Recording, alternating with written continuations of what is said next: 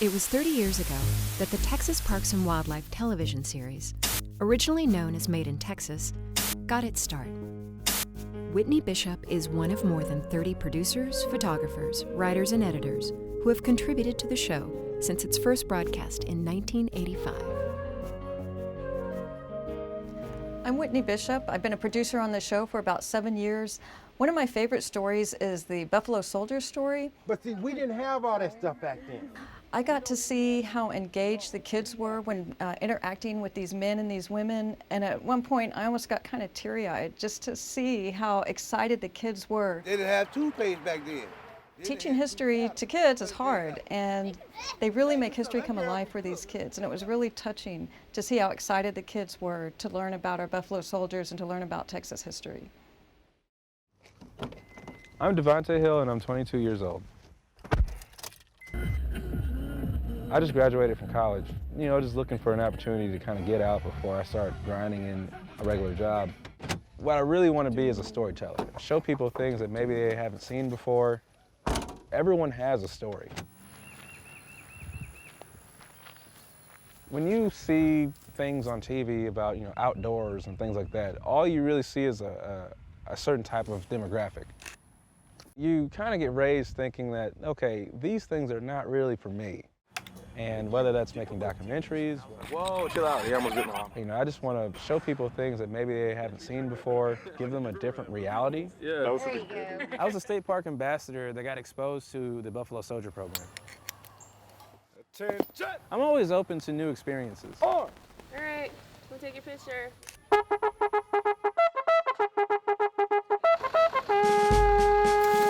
It's yellow. Oh.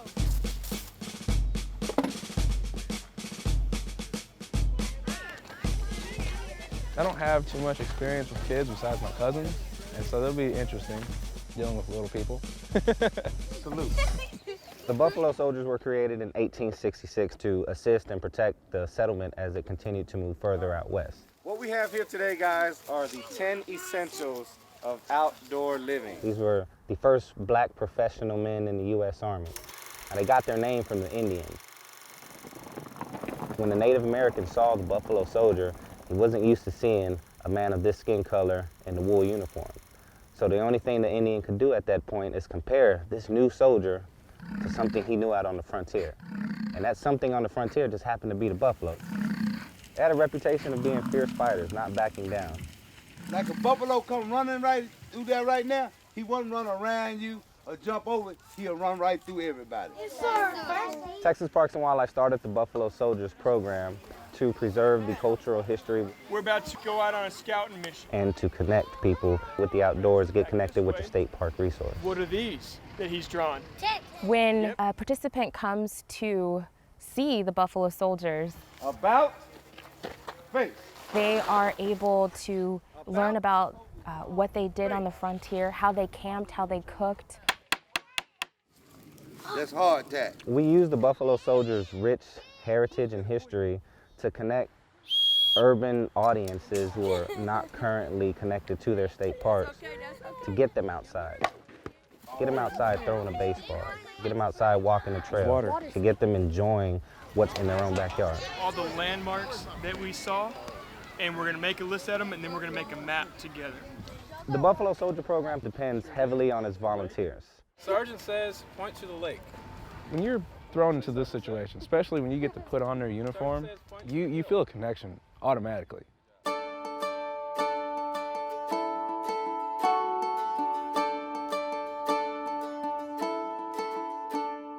They accomplished so many things, building roads, putting up telegraph lines, mapping out areas so they knew where watering holes were.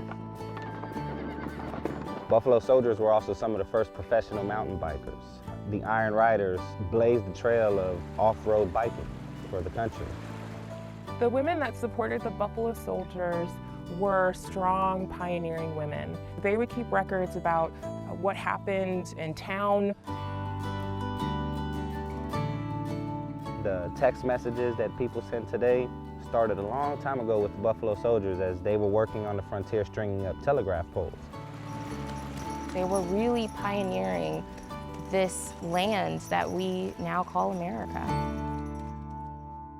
Come on up here, because you're going to be batting next. There you go. Good job. The kids that we interact with, I hope that they leave with a sense of pride, with a sense of wonder, with a sense of curiosity. You don't need all this fancy equipment to play. So that they have a better understanding of not only the Buffalo Soldiers, but also where they come from. Good afternoon. How y'all doing?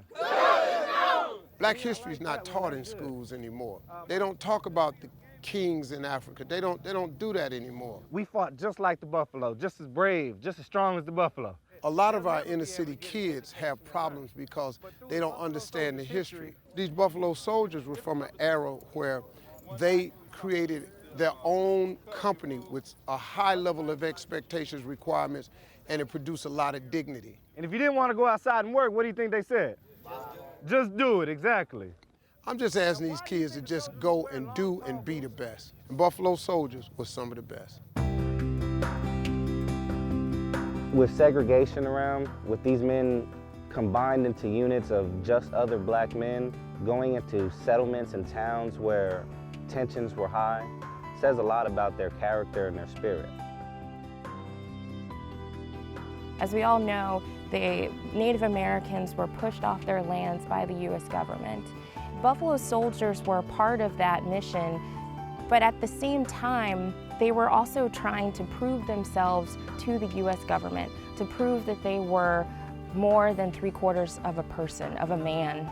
So both of these groups were trying to show the leading power, the U.S. government, that they are both human. Anytime you listen to a story of people who have been put into really bad situations and still was able to do amazing things, that definitely has a sense of pride. Maybe I had a Buffalo Soldier in my family line at some point in time. That's really cool when you really think about it. You gotta put a little bit more muscle in that one, man. Come on now. This whole experience has just been one of those life-changing moments. Trying to get that one? I've never really done anything like this before. I never really did anything with kids before, and so there's a lot of firsts for me. But it definitely got me a lot more comfortable with, sharing history with people. Yeah, that's a good one. A lot more comfortable kind of getting outside my box and kind of exploring something new and something different. All of them represent fish that you can catch here in Texas. And learning. Stand by. 5, 4, 3, 2. Coming up tonight at 10, a gruesome discovery. I got a job.